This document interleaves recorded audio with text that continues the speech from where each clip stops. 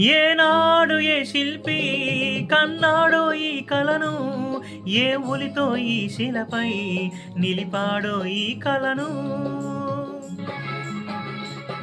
ఏనాడు ఏ శిల్పి కన్నాడో ఈ కలను, ఏ ఉలితో ఈ శిలపై నిలిపాడో ఈ కలను.